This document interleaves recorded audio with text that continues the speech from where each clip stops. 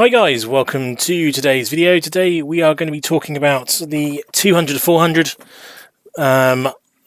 I've had this lens now, shockingly, for over a year, and it came out of the blue when I looked at when I got on my kit and was sort of working out sort of age of everything like that, doing insurance stuff, that I've had it a year, so let's do a review on it. So what I'm going to do first, as we do as always, look at some of the photos and go through some of the most recent photos I've taken, some at Twycross in the absolute torrential rain, high ISO. We'll look at those photos, and we'll also look at some I took at Chester in the bright sunshine with low ISO, so you can kind of get an idea of how they look from different sort of weather conditions. So we'll look at those now, and then I'll tell you what my thoughts and things are of this lens, and is it really worth investing in still when you've got a lot of other options on the cards now.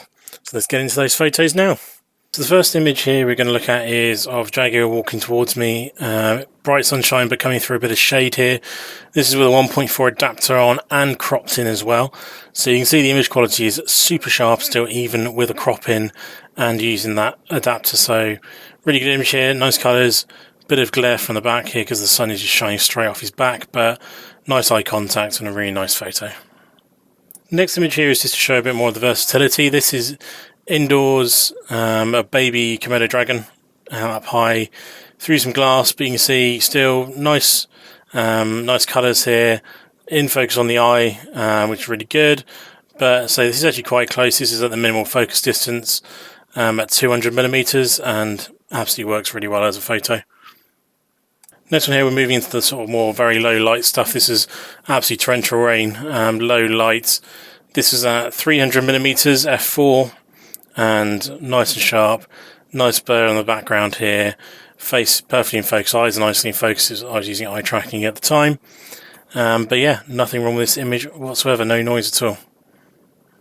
The final image here we're going to look at, again in torrential rain, you can see by how wet the snow leopard is itself that how wet the day was, but this is a very lucky moment where it stops, just stares straight at me.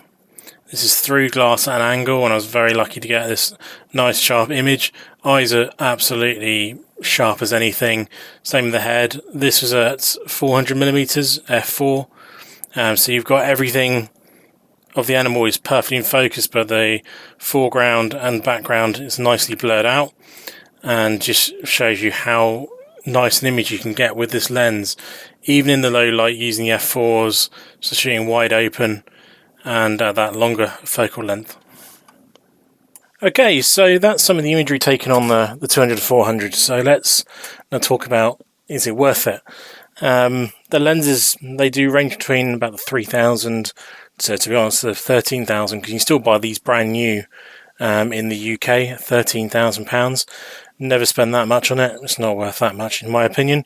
But for £3,000, that sort of area, if you're getting all the accessories with it, like the flight case and everything like that, yeah, for sure, it becomes a little bit more worth it. You're getting a lot more product with the buy. Image quality is absolutely impeccable. I've never had any problems with autofocusing using it on mirrorless cameras or on DSLRs. It's been nice, sharp, and consistent focus. Having the inbuilt converter is super useful as well. I don't have it on all the time. I tend to try and use it on f4, especially in the low light situations I had at Twycross in the rain. It was much better to shoot at f4 to gain back some of that ISO and then crop in if I needed to. But it is good in certain circumstances to have that converter in there. If something happens out the blue and you think you need that extra reach, you can just flick up that adapter and you're where you need to be most of the time. Obviously you also can run this with adapters on the back as well, but obviously then you're going to be massively dropping out your f-stop, especially if you then flick on the 1.4. What I have found in testing is if you use a 2x converter, you can use it with the adapter turned off and have autofocus. If you then turn the adapter on with the 2x on the back, you lose autofocus, so be aware of that.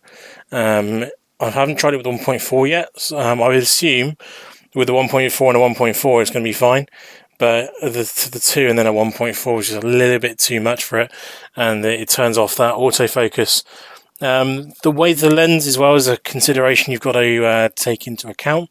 It is a very heavy lens, and I shoulder it with a monopod on, with my camera attached, and I can get around most zoos. I've taken to Edinburgh Zoo, which is a very hilly one. I've been out for walks with it as well. Not really had much of a problem. It's about the same weight as my 500mm, so I'm used to carrying that already. So for me, it wasn't too much. But if you're used to carrying around like a small standard, something like a 70-200, this is a massive jump up in weight. So take that in mind, and you will need a monopod really to use it. I have shot with it handheld for a day, and my arms by the end of the day were absolutely wrecked. So unless you want a proper workout and you want to use it for that sort of reasoning, then always have a monopod, because it'll just make your life so much easier, and it will keep the photos nice and stable for you as well. Everything else though, I have done a video comparing it to the 100-400 and seeing if it's worth the price gap between those two, and it came to the same conclusion I'm going to come to here. If you're a pro photographer or you have the spare financing to buy this lens, go for it. If you want this sort of focal length, it's all inbuilt, it's nicely weather sealed, you're going to get absolutely fantastic image quality, and you've got that f4 stop, which you just can't get from zoom lenses of this sort of length. So you're going to get nice imagery even in low light from this lens.